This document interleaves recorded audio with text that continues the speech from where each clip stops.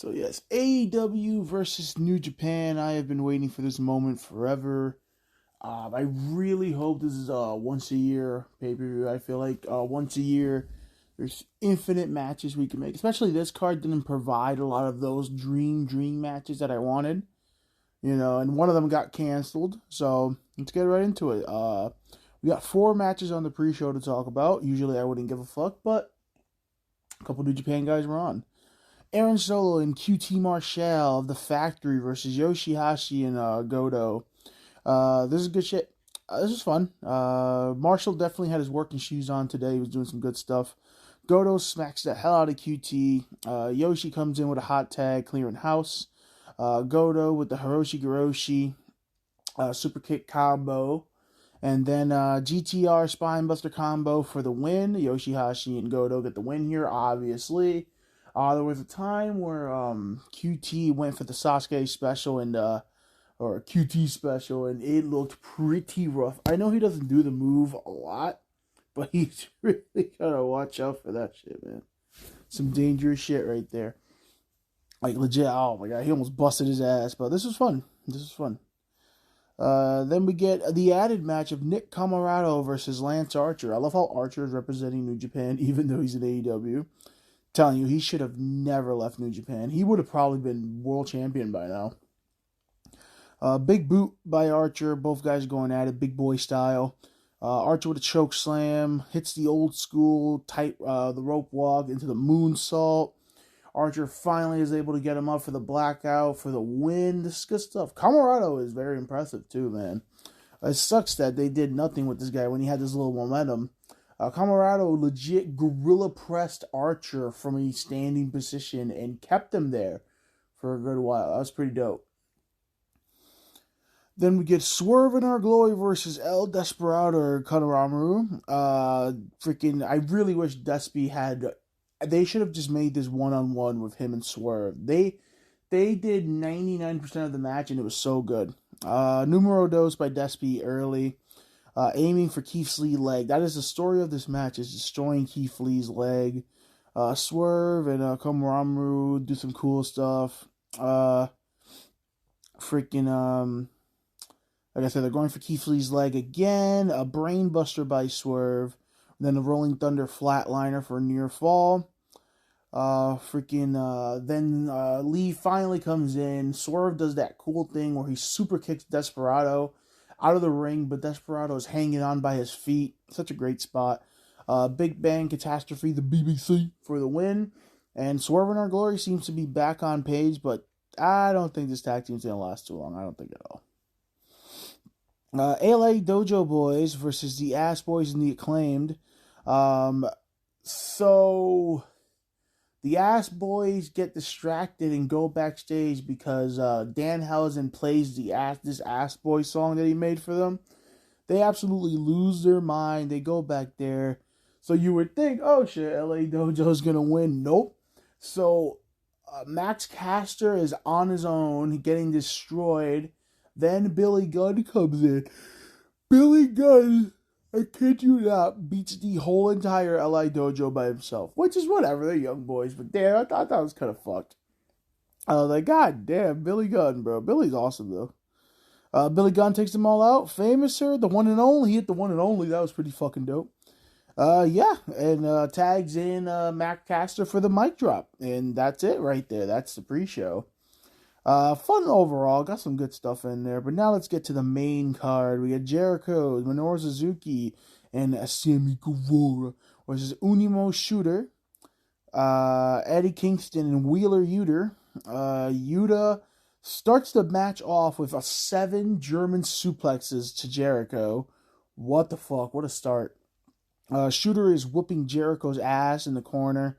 Suzuki and Kingston challenge each other to a battle. They start chopping the living fuck out of each other. None of them go down for the chops, but then Suzuki knocks out Kingston with a stiff forearm, one shot. Shooter is then going nuts once again. Shooter was the fucking highlight of this match, and he was also the one being showcased the most, and I was very happy about that. I firmly believe Shooter is going to be a big-time main eventer for them. Like, I'm talking about Like, like when Sonata elevates himself, when Shooter gets there, Hiromu, and all those guys end up going to the main event. It's going to be fucking awesome. It's going to be great. Perfect plex by Shooter on Sammy Guevara for a near fall. Saito by Eddie Kingston. Sammy Guevara hits the Cody Cutter for a near fall. Then a big splash by Yuta. That gets broken up. Codebreaker doesn't get the thing. Go to hell on Yuta on the outside. Then Shooter comes in, hits a satellite DDT, does not let go, and then hits a brainbuster on Chris Jericho. I really thought that was it. That was a very, very nice, well-placed near fall. Shooter is trying to get out of the walls of Jericho. He forces himself out, and then he locks in the walls of Jericho. That gets a big pop. Suzuki destroys Eddie Kingston with the Suzuki pile driver. So Shooter's going nuts. He starts celebrating, and then he eats a Judas effect for the win. Obviously, the heels are going to win because this was advantage for Blood and Guts next week. Obviously, you never give the advantage to the babyfaces in a Blood and Guts match or, what do you call it? War Games. War Games! But this was such a fun match. Definitely one of my favorite matches of the night. Great O'Khan and Jeff Cobb, a.k.a. Great O'Cobb, versus FTR and Roppongi Vice. I really knew FTR was going to win this match, obviously. But I really wanted Roppongi Vice to win, man. I felt like it would have been a great moment for them. Dax might have gotten injured, but it was part of the story. Sidewinder suplex by Cobb, and then it hits a brainbuster for a near fall. Draping dropkick into the gobstopper knee by the Roppongi Vice. I'm just glad Roppongi Vice is back, man.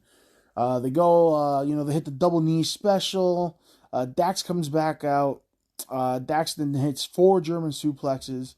Double superplex combo to Jeff Cobb, and then a big splash by Cash, so the Tower of Power combo for a near fall. Storm Zero by Roppongi Vice. Then the big rig out of nowhere for the win. New IWGP World Tag Team Champion. So now FTR is the IWGP World Champions, the Ring of Honor Tag Team Champions, and the AAA AAA freaking Tag Team Champions. They might as well just win the Impact ones too at this fucking point. This is all definitely setting up for FTR probably taking the titles off the Bucks for sure. Then we get Demiro versus Malachi Black versus Clark Connors versus Pac for the All-Atlantic Championship. This was a very, very fun match. Too much to call. Moonsault to Miro by Malachi. We get a Sidewinder slam by Miro. He tosses him around. Pac is going nuts. Hits a Spaceman plancha on the outside. Pac is hitting his comeback. And you know how he does that rebound German. He dumps Malachi Black right on his neck, his head. Like, I kid you not, the top of his head. I thought he was dead.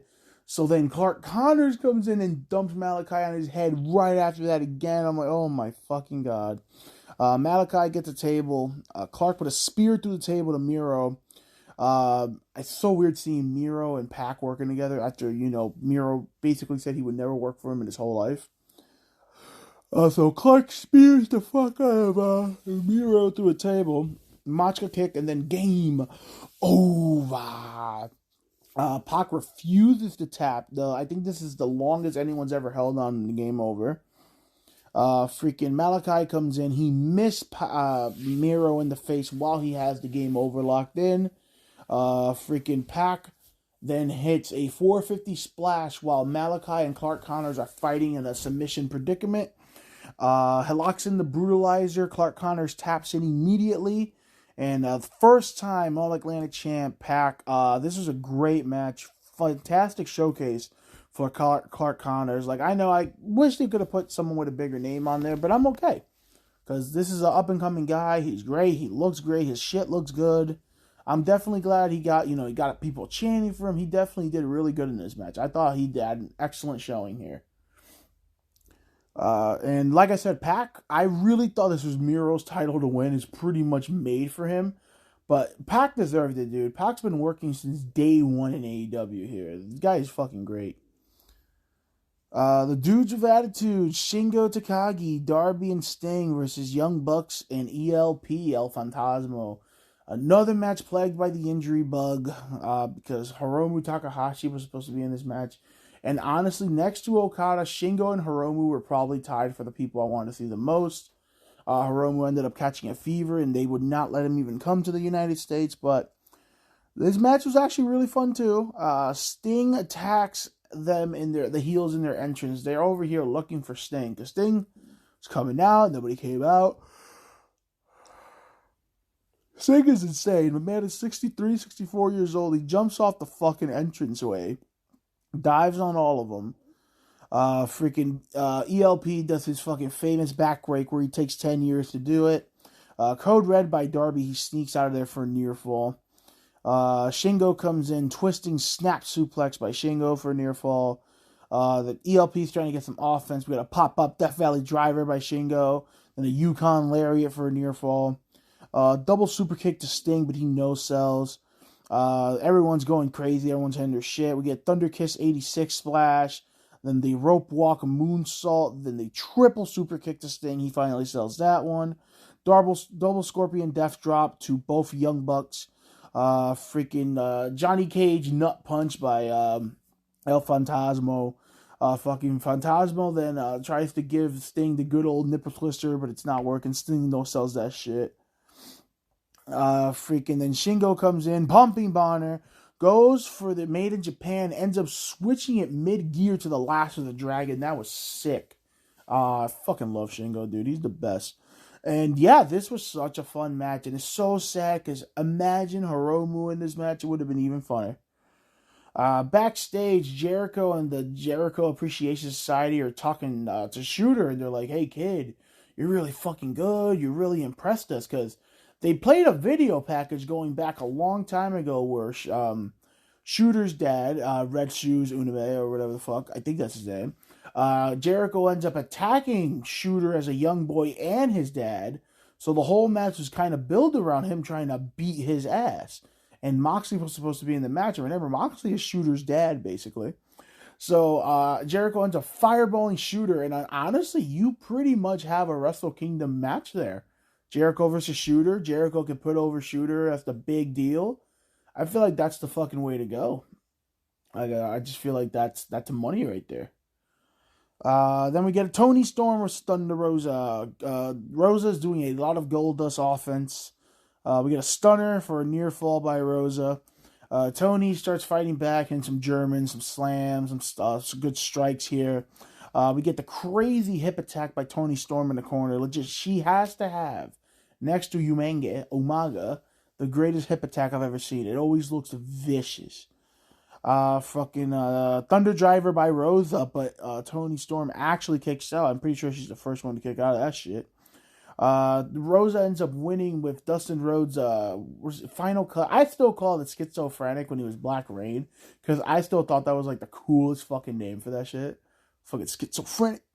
But yeah, Rosa, like I said, this was a solid win. Rosa's not ready to drop the title yet, even though she's kind of a, she's better than Britt Baker to me already, as at least match quality wise. You know what I mean? All Britt did was talk shit. So I rather keep Thunder Rosa. Tony Storm would have been a fantastic champion, but it's just way too soon. We get probably the match of the night here. It is Will Osprey with the United Empire versus Orange Cassidy. This was supposed to be Will Osprey versus Andrade. Like, no disrespect, I love Orange Cassidy. This match was fucking great. It was probably the best match on the show. But damn, we got robbed at not getting Andrade versus fucking anybody on this pay-per-view. Not even this match. Just Andrade not on the pay-per-view is a fucking crime. That hurt, man. So we get Will Osprey versus Orange Cassidy. Osprey starts it off in control. Yakuza kick right to the face of Orange Cassidy. He's powering him up. Gets him up for the UFO backbreaker. I love that fucking move. Especially Cassidy, how he sold it. He was spinning right after he still hit it. Freaking phenomenal forearm to the back of the head by Osprey. Osprey starts Kawada kicking freaking Cassidy. Cassidy reverses it, then he starts doing the shitty Kawada kicks to Osprey. And, his are barely working. This pisses off Osprey. He gets a couple strikes in. Then finally Orange Cassidy wakes up and he starts really kicking the fuck out of him. We get a Mitsunoku driver. Orange Cassidy probably has the best Mitsunoku driver I've ever seen. It was fucking incredible. He hits a Mitsunoku driver for a near fall. Hits a top rope DDT for another near fall. Osprey cuts him off with a one-man Spanish fly. Finally, Osprey traps him in the corner. Chicky Nando's kick. Freaking Osprey showing off way too much. He's looking in his pockets, shoving in the middle finger. Beach break and a 2.99999. Like, I kid you not, I really thought he won this match. Osprey with the ox cutter for a near fall. Finally hits the hidden. He's been looking for the hidden blade the whole match. Hits the hidden blade. Fucking Orange Cassidy kicks out and the place lost their shit. Picks him up. Stormbreaker. Done. I really don't understand why the Stormbreaker is the kill move. I understand the Stormbreaker looks dope and no one, I think, is kicked out of it. But the hidden blade is godlike, bro. Especially when he called it the guillotine back in the day. The hidden blade needs to be the kill move. Like, I was even happy when he started beating people with it, but, like, you should not be letting people kick out of the hidden blade. Let him kick out the Stormbreaker. The Stormbreaker is just a fucking neck breaker. It looks dope as shit, but it's just a neck breaker. Like, the hidden blade needs to be protected. So this gets even fucking better, and this is the part where, this is why this is my favorite match of the night. It also comes with Aftermath. So, Aussie Open is trying to take out Orange Cassidy. Roppongi Vice comes out. They get the shit beat out of them. They come in limping, so they're already in a hard shape. Then, Shibata's music hits, and I couldn't believe it. Shibata is the last person I thought would be on the show. Wow. I love this dude, man. I popped so huge. I leaped out of my seat, and I was like, what the fuck? I was going crazy. Shibata comes out, beats the living shit out of Aussie Open, beats the fuck out of Osprey. Then he has a stare down of Orange Cassidy. Orange Cassidy offers a peace offering, gives him the sunglasses, and they chill out. And there is a Shibata with the Orange Cassidy sunglasses with the thumbs up. I'm like, whoa, what the fuck, bro?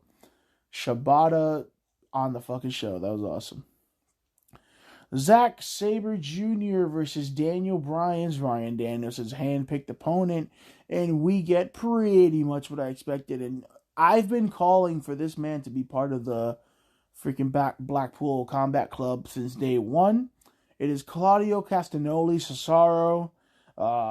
Cesaro is trying to have the squad. I love his theme, by the way. It sounds like a fucking Dragon Ball Z Budokai theme.